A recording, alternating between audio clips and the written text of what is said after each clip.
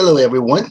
This is Henry James of Compumatrix and Networks International, and we will be starting our webinar shortly entitled The Virtual Currency Basics. So we will be discussing more about this virtual currency industry and understanding the whole new world of this industry and why it matters to each and every one of us. Okay, so we will be starting shortly.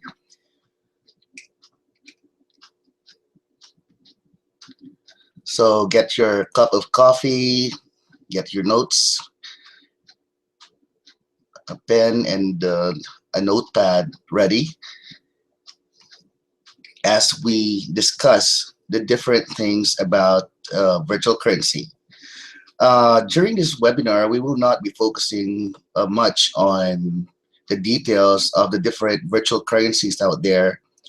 We will not be discussing the entirety of Bitcoin or Litecoin or any coin or any alternative currency that is available on the market. What we will be discussing is purely virtual currency and of course all of the things that's necessary for you to understand this industry. So during the webinar, we will be discussing the history, some definitions, the history of virtual currency, a brief one, some limits on being a currency, what are its various categories, what are centralized and decentralized virtual currencies. We will also be talking about the money matrix and some regulations, okay, about virtual currency.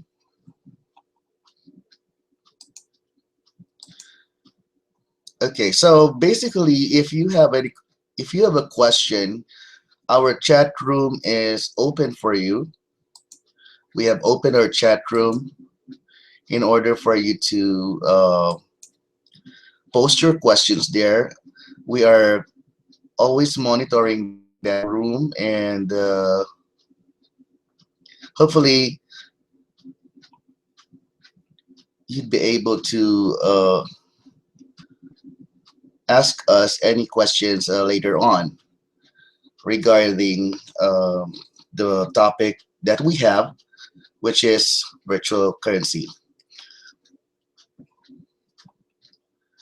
Okay, we will start in 2 minutes while we wait for all our audiences to join us. And so go and get your cup of coffee and, of course, pen and paper if you want to take some notes. But of course, we will be providing you all the notes of this webinar after the event.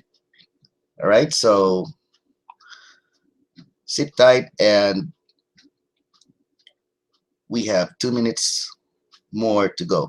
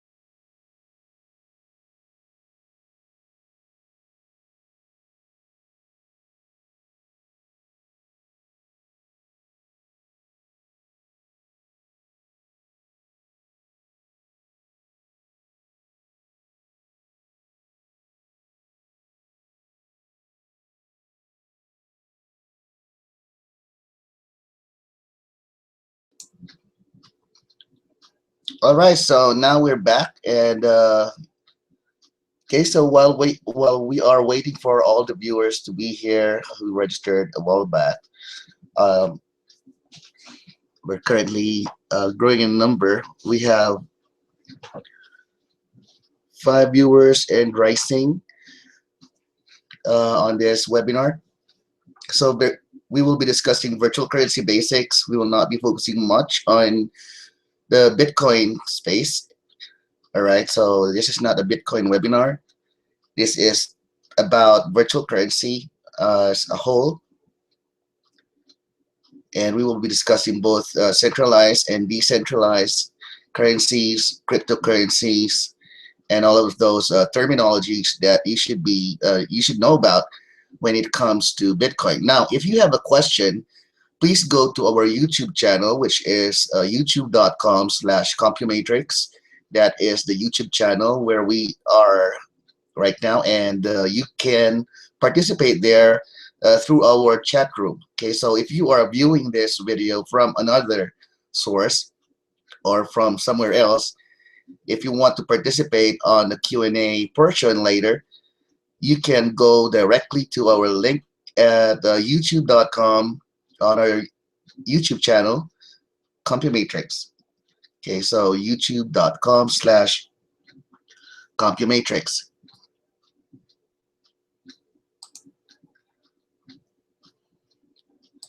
All right, I'm Henry James Benayat. I'm the Executive Managing Director of Compumatrix and Networks International, and I will be presenting today the topic about virtual currency and about the virtual currency industry. So if you have questions, if you're on Twitter, you can also post your questions at Compumatrix US, or you can also place the hashtag virtual currency, and we will be answering your questions also through our Twitter account. All right, so let's get started. So what is a virtual currency? A virtual currency or virtual money has been defined in 2012 by the European Central Bank as a type of unregulated digital money, which is issued and usually controlled by its developers and used and accepted among the members of a specific virtual community. Now, the Financial Crimes Enforcement Network, or the FinCEN, a bureau of the U.S. Treasury, defined virtual currency in its guidance published in 2013. In 2014, the European Banking Authority defined virtual currency as a digital representation of value that is neither issued by a central bank or a public authority, nor necessarily attached to a fiat currency, but is accepted by natural or legal persons as a means of payment and can be transferred, stored, or traded electronically. Okay, so definitions. So in 2012, the European Central Bank defined virtual currency as that. It's a type of unregulated digital money which is issued and usually controlled by its developers and used and accepted among the members of a specific virtual community. So if you have a virtual community, all of these communities that we have right now on the internet, whether you're on Facebook, you're a part of the Bitcoin network, you're part of Compumatrix virtual community, all of these communities have their own specified virtual currency. You may also be part of Second Life, which also have their Linden dollars. And of course, all of these are considered as virtual currency.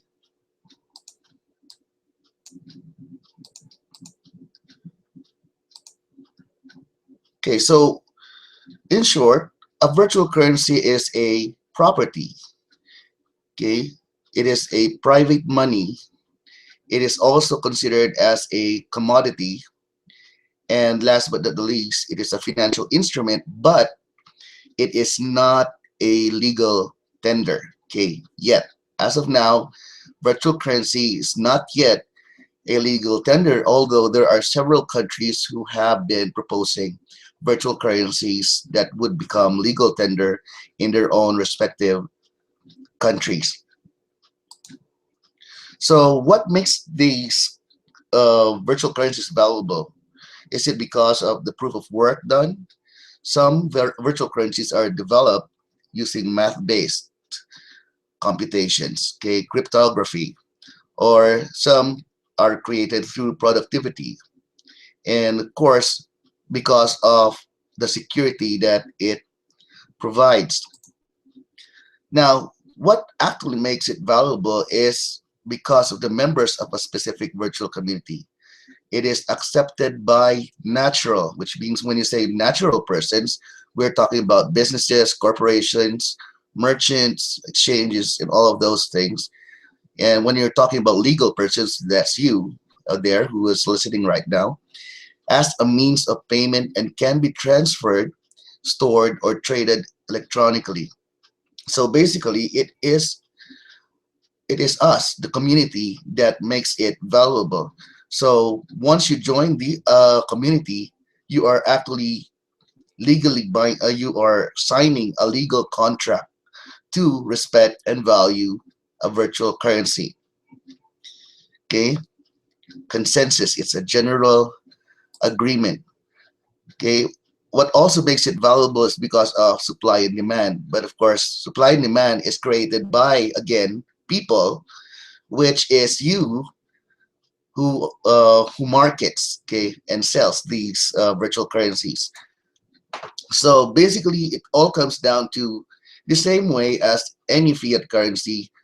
We work for some of that supply, currency supply, and those numbers represent our blood, sweat, tears, labors, ideas, and talent. And that is what gives the currency its value. Now, let us have a short history of these virtual currencies. In his written testimony last 2013 on the congressional hearing on virtual currencies, Ben Bernanke stated that virtual currencies have been viewed as a form of electronic money or area of payment system technology that has been evolving over the past 20 years, in reference to a congressional hearing on the future of money before the Committee on Banking and Financial Services on October 11, 1995. So the Internet currency flus was created in 1999. Term virtual currency appeared to have been coined around 2009, which is paralleled with the development of digital currencies and social gaming. Although the correct classification is digital currency, US government institutions have preferred and uniformly adopted the term virtual currency. First, the US Treasury's FinCEN, then the FBI in 2012. The General Accounting Office in its 2013 report, of course, and other government agencies testifying at the November 2013 US Senate hearing about Bitcoin and virtual currencies, like the DHS, or the Department of Homeland Security, the US SEC, which is the Securities and Exchange Commission, and of course, the Office of the Attorney General.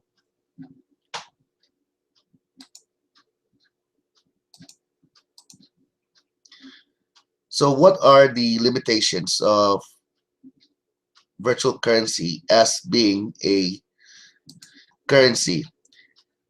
So attributes of a real currency as defined in 2011 in the Code of Federal Regulations, such as real paper money and real coins, are simply that they act as legal tender and circulate customarily. Okay, customarily. The IRS decided in March 2014 to treat Bitcoin and other virtual currencies as property for tax purposes, not currency. Okay, so some have suggested that this makes the virtual currency not fungible. That is, one unit of a virtual currency is not identical to another unit of virtual currency, unlike 1 gallon of crude oil being identical to another gallon of crude oil, so making this virtual currency unworkable as a currency. Others have stated that a measure like accounting on average cost basis would restore the fungibility to the currency. Okay, so that's the limitation there. There seems to be a discussion or a debate between whether these virtual currencies are fungible. Now, what are different categories of virtual currency according to currency flow? All right, so we have, of course, the different types of virtual currencies: the closed flow virtual currency, the hybrid virtual currency, and of course the open flow virtual currency. Closed virtual currencies, or these are called closed when they have no connection to the real economy, like currencies in online games such as World of Warcraft, okay, or Clash of Clans. While there may be a black market for exchanging WoW gold or World of Warcraft gold against real assets, it is expressly forbidden by the owner of World of Warcraft. But of course, there are still so many users out there and players that are selling it. Okay, virtual currencies with currency flow in one direction. This is the type of currency that has been known for a long time in the form of customer incentive programs or loyalty programs. The first known coupon in history is probably from the US, attributed to Asa Candler, inventor of Coca-Cola and free drink coupons in 1887, followed by C.W. Post's 1 cent off coupon in breakfast cereal boxes in 1895, both to drive sales. The business issuing the coupon functions as a central authority. Coupons remained unchanged for 100 years until new technology enabling credit cards became more common in the 1980s, and credit card rewards were invented. The latest incarnation drives the increase of internet commerce, online services, development of online communities, and games. Here, virtual or game currency can be bought but not exchanged back into real money. The virtual currency is akin to a coupon. So examples of frequent flyer programs are by various airlines. We have Microsoft Points, Nintendo Points, Facebook Credits, Vin, and Amazon Coin. We also have the last but not the least type of virtual currency, which is the open flow or the convertible virtual currency, which is, of course, a virtual currency that can be bought with and sold back for legal tender. Okay, this is called a convertible virtual currency. It can be centralized, such as the CompuMatrix CompuSeeds, or Linden dollars, which is the virtual currency of Second Life, or decentralized like Bitcoin, Dogecoin, Litecoin, or Ripple.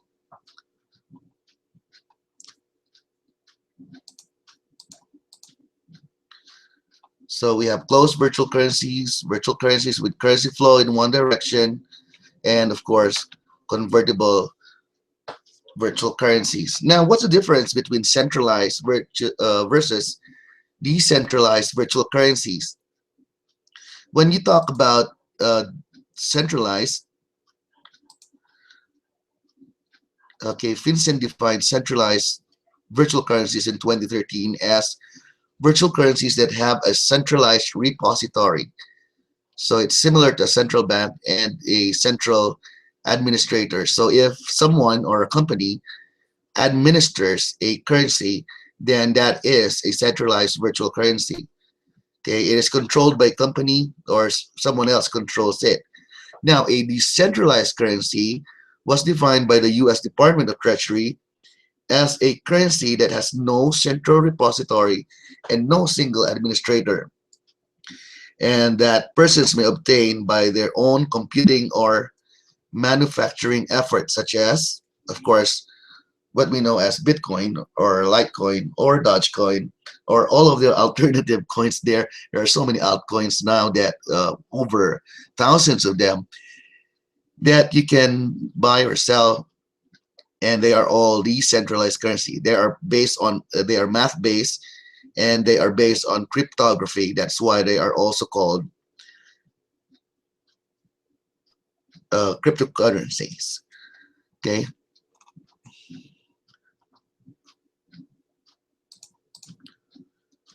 so examples of centralized virtual currencies: we have the Linden dollar, we have Compuseeds, and we have Eagle. For decentralized, we have Bitcoin, Litecoin, Ripple, Dogecoin, or other altcoins or Bitcoin variants. Yeah, we are also there's also some. Have you heard about Ethereum? That's also one of the decentralized currencies that are being created.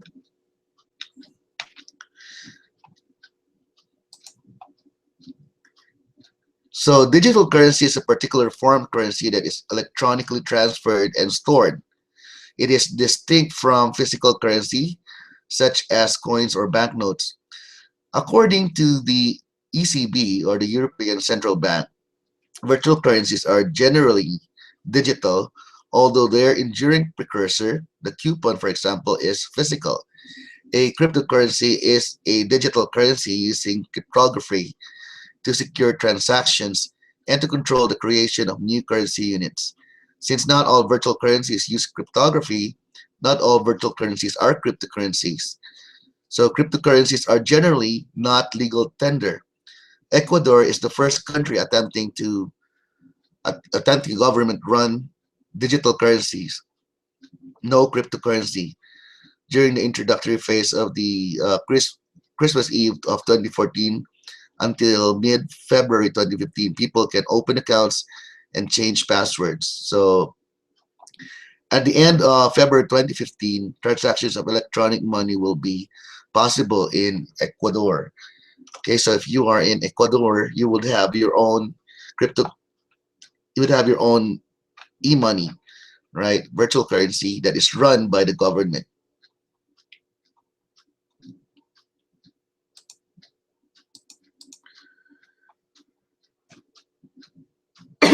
Another thing to note about virtual currency, of course, are the regulations. Now, these regulations are being brought forward because virtual currencies pose challenges for central banks, financial regulators, departments or ministries of finance, as well as fiscal authorities and statistical authorities.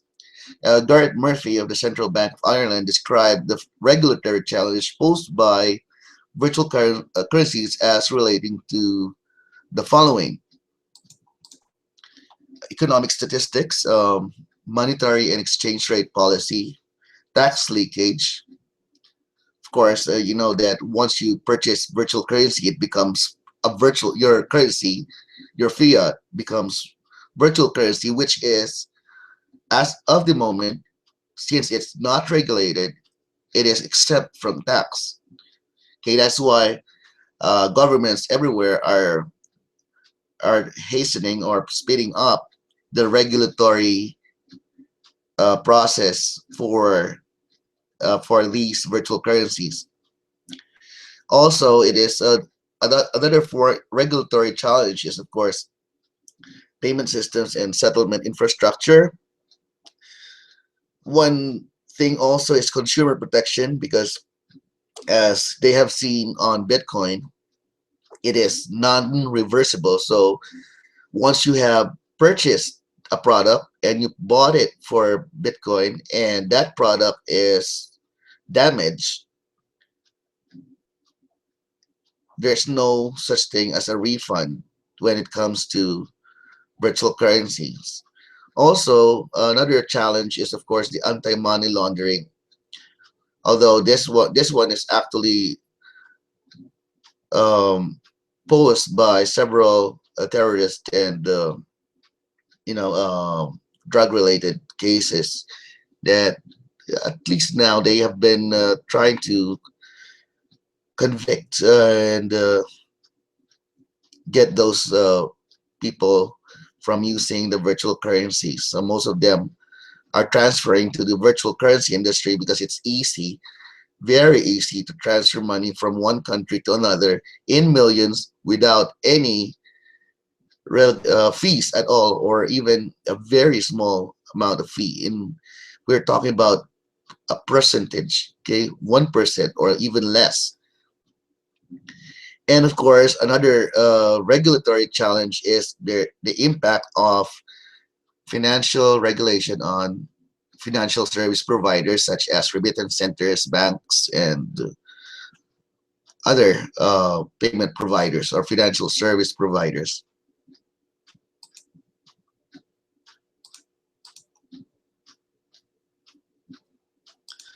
Okay, so speaking of regulations, let me just pull out here. So as you can see, there's a lot of development happening with regards to our virtual currency industry. Now, virtual currency is not just about these coins. We also have virtual currencies that are brought about by games, really. Okay, let me just share with you.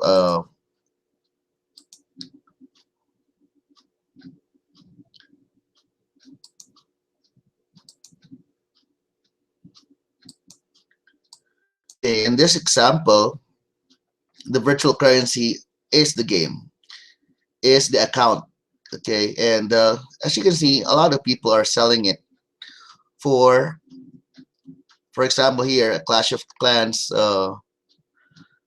account where at level 110 with 2,930 trophies awarded to them is being sold for $499.99. Okay, seems crazy, but people buy it. Okay, because of course they don't have to waste too much electricity anymore to reach a level of 110. Okay, same here with the Steam account.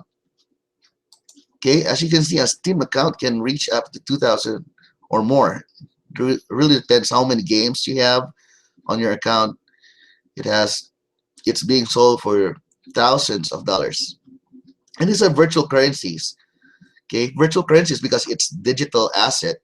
It's something that you put your time into, and now you're just cashing in. Okay, because it will take time if you would start from the beginning. Okay, a lot of electrical power, of course, you'll be spending that and paying for those, and to profit from playing games. Here we have, you can see players selling it for thousands of dollars in order for them to profit. Okay, so virtual currency is not just about the coins. It also talks about the games and that people play, right? So if you've been playing Clash of Clans, I haven't tried though, but I'll try to play one and see what makes it exciting. I don't I don't really play games, and of course here now let's go back to the regulations. So as you can see here, can you see this portion?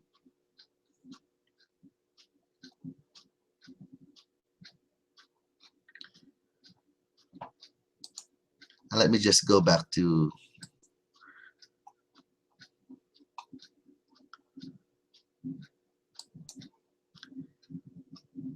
all right. I'm having a hard time going to the chat room on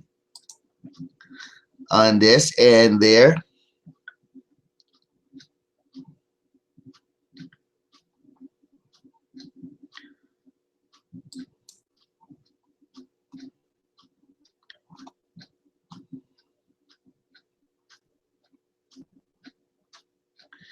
Okay, so as you can see, Bitcoin's during the 12 months that ended October 2013, it has already processed around $8 billion worth of transaction compared to Western Union, who processed remittances, 82 billion worth of remittances, and of course PayPal, which is processing 180 billion dollars worth of transaction in 2013. So as you can see, Bitcoin is still Bitcoin and all the other virtual currencies are still very at a very young age, okay, infant mode. And of course, compared with the ACH network, which processes 38.7 trillion dollars during 2013, and of course, Bank of America, 244.4 trillion dollars processed on remittances. Now, of course, these banks charges fees. PayPal charges fees. Western Union charges fees. Bitcoin, they said they don't charge fees, but they do charge fees. But only a very minimal fee. All right. So,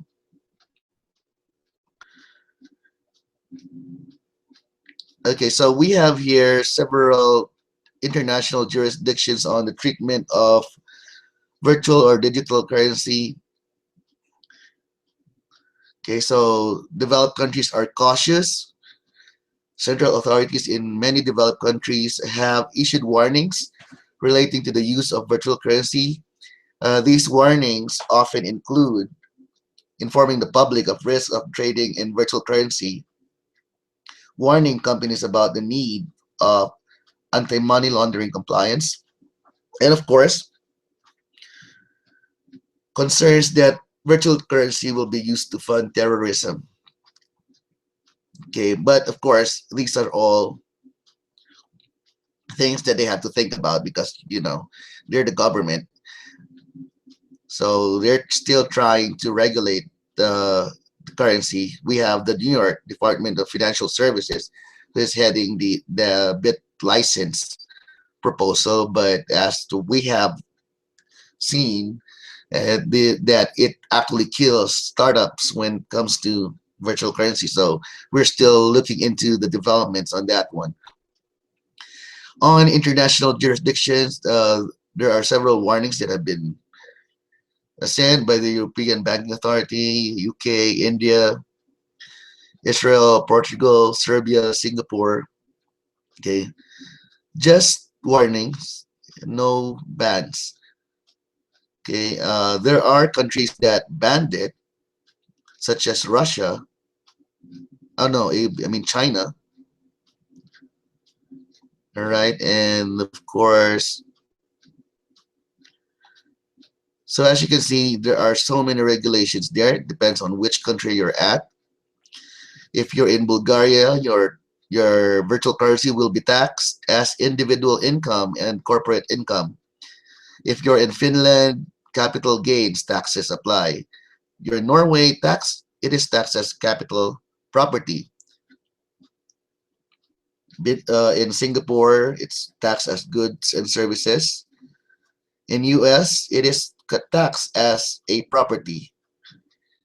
Okay, UK, no VAT due for mining income, VAT due for sales of goods. Of course, once you sell, then you have to pay the value-added tax.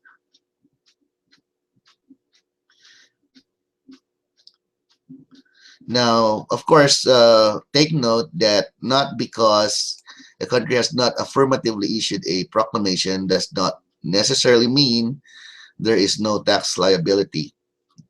They are coming up with an ability for you to pay them and get a cut from whatever you're earning online through virtual currency. Well, I just hope they also start accepting virtual currency. Now, the following countries, the virtual currency is not considered to be legal tender in Denmark. Okay, they will not regulate virtual currency use. which is of course advantageous to members in Denmark. Ecuador, they banned Bitcoin, but they are developing their own digital currency. Okay. France, it's not a currency under French law. In Japan, there's no applicable laws that were given. In Kyrgyzstan, the use of virtual currency is currently illegal. So if you're from Kyrgyzstan, do not use virtual currency because it's illegal in your country. Okay, in Malaysia, they only gave a warning. In Russia, it is not recognized as currency, and they are looking into administrative fines if virtual currency is used. But as of now, it's still deregulated. In Sweden, it's not recognized as currency and has warned against its use. All right, so international cooperation efforts, we have several developments here with the FATF, the FAT Force. The FAT Force of the US released a discussion paper on virtual currencies and anti-money laundering or counter-terrorist financial risk. All right, so there we also have the risks that were identified by the FAT Force. Greater anonymity of funding or transfers. Global reach increases potential. AM or CFT. AM, of course, is anti-money laundering. CFT is, of course, the counter terrorist financing.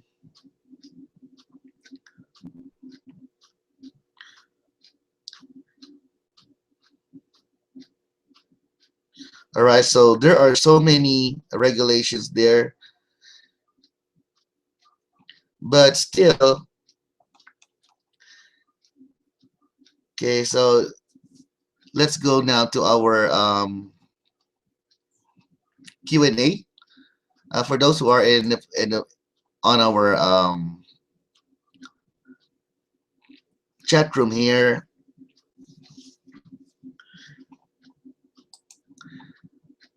all right, chat room, I'm already on the chat room. And if you have questions regarding virtual currency, please feel free to do so on our chat room. And if you lost my audio, just refresh the page and you'll be able to do get me back there.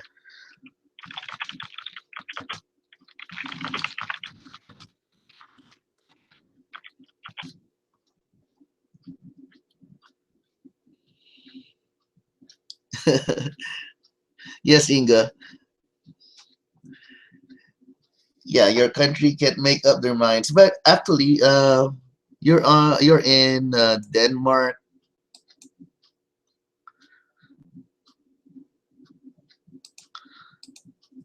Sweden.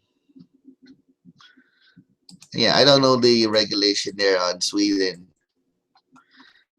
but I believe they have. Okay,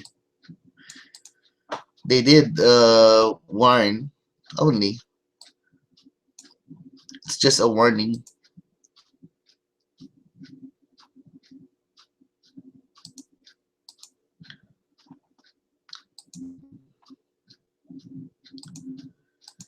Okay, so do we have any questions?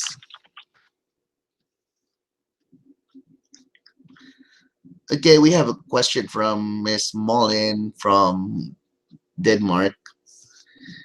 I take it country matrix are trying to comply to all the regulations. Well, as you have obviously seen, that's what's keeping everything from moving forward because of those compliance requirements on various, on regulations. Okay, because of these compliance, we have to comply with regulations from on each and every country. However, member wise, you have to comply on your own countries when it comes to virtual currency.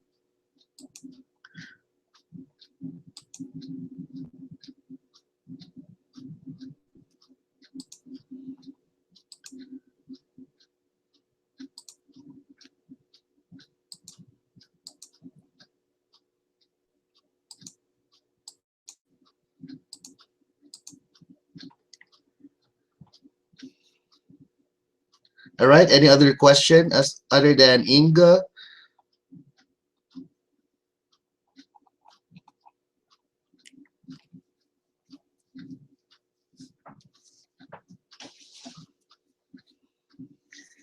Okay, so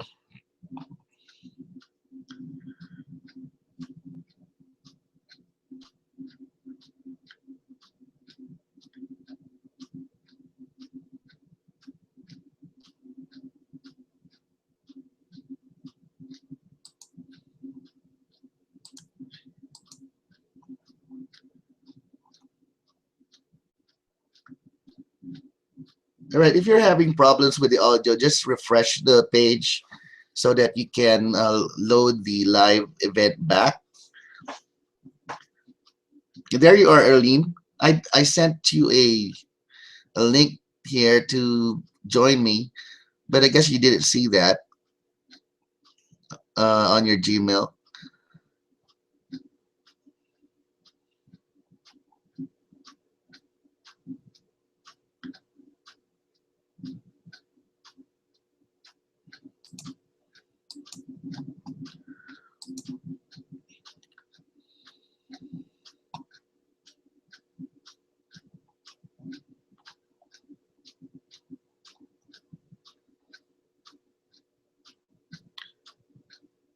All right, so let's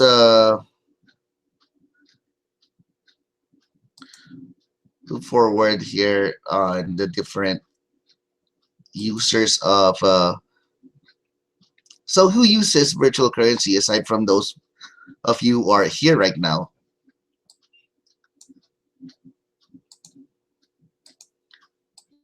Of course, the following users are users of virtual currency. We have basic users, we have the merchants, we have the market makers, and of course the different gateways. When we talk about gateways, they are the ones who facilitate the cash in and cash out. Okay, so basically the transaction goes this way. You transfer your US dollar to a gateway, which is in CompuMatrix, the our gateway is Bitcoin and PayPal, and then it's okay. Once you have bought the virtual currency, it goes to a trader. But on our end, we use your own managed trading platform, and then after that, it goes back to the gateway, so that you would be able to pay your particular merchant or any person who would be receiving it in cash form.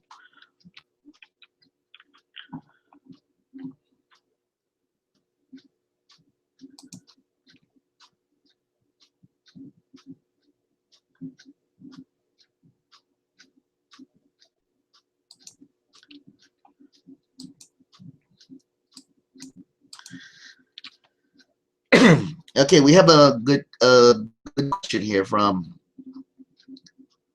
George. How do you deal with someone who has fear in investing into virtual currency?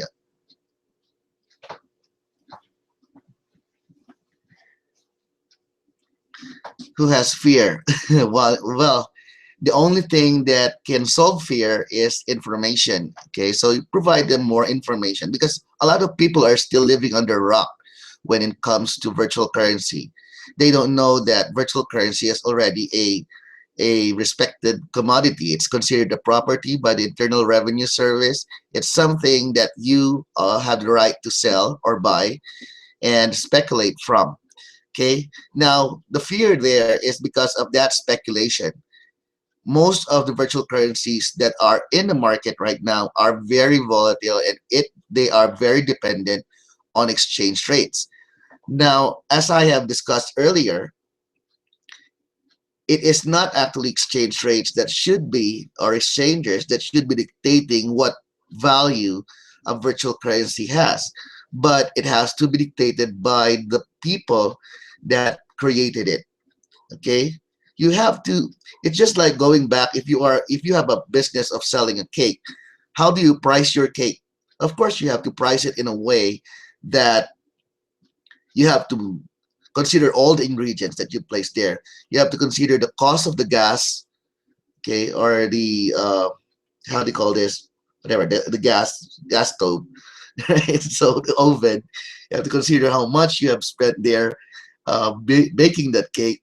If you have, if you don't know how to bake a cake, you have to hire a baker, and how much is the salary of the baker, you have to consider that as well. Okay, if you are not the one selling the cake, you have to consider the salary of the one selling the cake, so that it all integrates into one pricing model. Okay, you have to make sure that your pricing model is correct. Okay, taking into consideration all the expenses you have incurred, that you have to, you need to break even from what you have spent. All right, so in order for you to deal with people who doesn't know about virtual currency, you have to inform them about what virtual currency is. They need to be educated on this topics. You have to provide them information, a lot of information, and provide them links that this is not just you talking nonsense. Okay? Provide them links to webinars such as this one, and other webinars that focuses on virtual currencies and how they get value. Don't uh, don't they like to do something worthwhile while they are spending electricity on the internet? And for example, they're blogging, right? They can earn virtual currency at the same time from blogging. Okay, and those things, there are so many things that have been lost because of the internet. A lot of people have been going online and not reaping a thing. Okay, they're spending a lot of electricity, but they're not contributing anything productive to towards the community that they serve. So this is a means for them to take back what they have had spent. Okay, so since virtual currency can be sold, then they can sell it. In order to sell it, they have to market it. In order to market, provide information that will entice them to become part of this industry. Okay, it's all about marketing. It's all about supply and demand. Now, the focus here is that supply is limited. Okay, there's a finite number of virtual currency that can be accumulated, and that, of course, makes the value higher. All right, so any other question?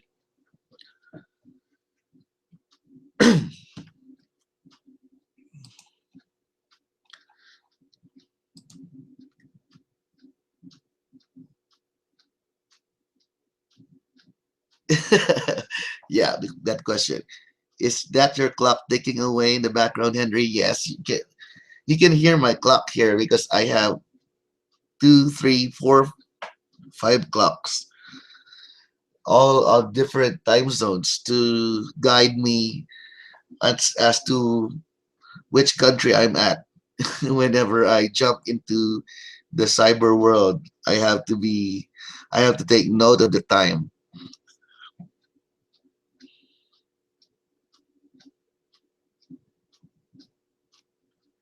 Any other question regarding virtual currency?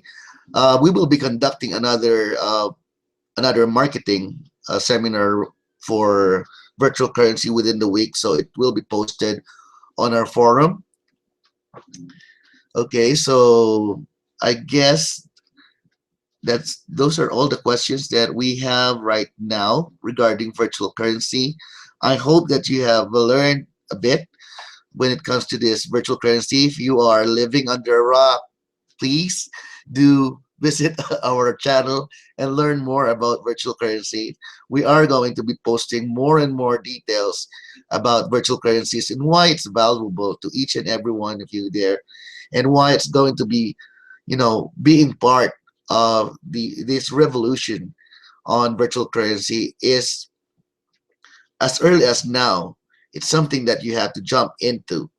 Okay, they made it it's just that Bitcoin made it so complicated talking about cryptocurrency, talking about this and that, when it's just the same as PayPal without the interest or without the fees.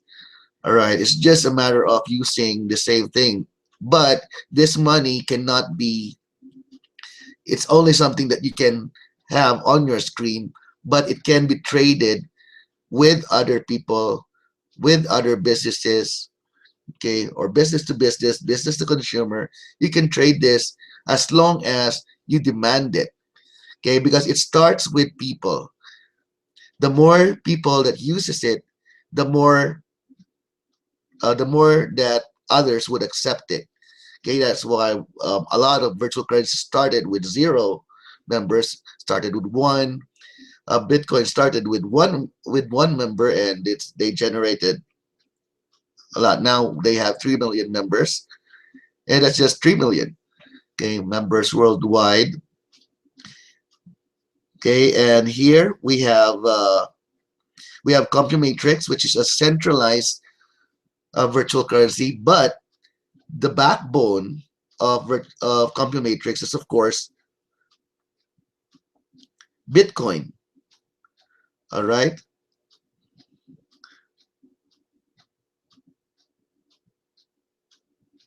Okay.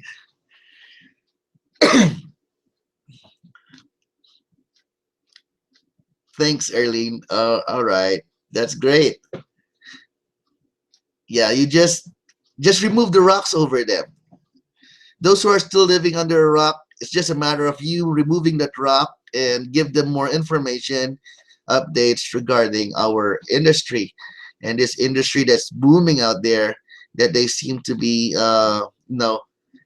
they're too focused on several news items that they of course media doesn't want to be part of this phenomenon right now, because they're still confused when it's so easy really to think that, all right, if I do some things online, I'll be productive and I'll be paid with a virtual currency, which I can trade, which I can sell, and with that, by providing this opportunity to others, it also allows you to profit.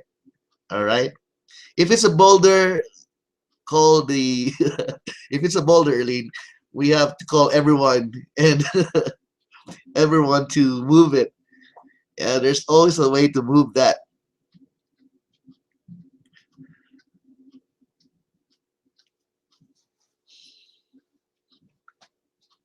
All right. So okay, so I hope that since there's no more questions, I hope that you've learned something on the basics of virtual currency. It's virtual currency can be very sophisticated and complicated when discussed by so-called experts, but let's just simplify it in one way. It is something that you create. It's something that you are the one that set its value. So whatever value you want that virtual currency to have, it is what is supposed to be. Okay, so you have to be the ones to determine. You have to take control of your finances. It's your money, as we've said on our uh, CryptoSeeds e-wallet page. Okay, so if it's your money, then you can what? You can spend it, save it, invest it, and lead a debt-free life, right? So thank you again, everyone, for being here, and we will have more webinars that are related to the virtual currency industry. Okay, so thank you guys for being there and for being wonderful audience, being a very behaved and wonderful audience there. Yes, we are. And if you don't have a wallet yet, of course, don't forget to sign up on cryptoseeds.com for your CryptoSeeds e-wallet. Take note that this is of course, CryptoSeeds e-wallet is an e-wallet for every virtual currency out there, whether it's Bitcoin, Ripple, CompuSeeds, whatever virtual currency you have. If it's not accepted yet, please contact our support department. We will be we're glad to add your currency on our e-wallet. All right, and of course, also if you want to increase your virtual currency's value, you can also join our trading portal at compumatrix.co. Let me just share. Let me share these websites here.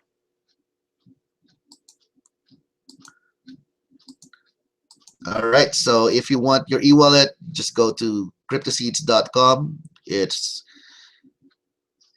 an e-wallet for every virtual currency out there. Okay, even digital currencies, you can load it up with with our virtual prepaid card that you can purchase at compumatrix.co. Okay, or the CompuMatrix portal. So just buy a card there, and you can load it, load your CryptoSeeds account with it. Okay, if you don't have any virtual currency, you can buy it directly from any of our members worldwide. Okay, so we will be posting, we will be adding a directory so that you can search the nearest member that can provide you a virtual prepaid card offline. Okay, if you want to beat them, if you want to meet with our members, you can basically set an appointment with them, and of course their time doesn't go cheap there if you are going to set an appointment with them, especially our market makers and marketers. They are they will be they can go to your place, but of course they expect to be able to sell their virtual prepaid cards once they are there. But of course you will be buying those cards, especially that it provides several perks and several advantages for you, which will be explained more by our marketers, how you can increase it using our portal, and how you can use peer-to-peer, okay, how you can sell virtual prepaid cards, or how you sell virtual currencies. All right, so thanks again, everyone, and until next time here at CompuMatrix on our YouTube channel, CompuMatrix.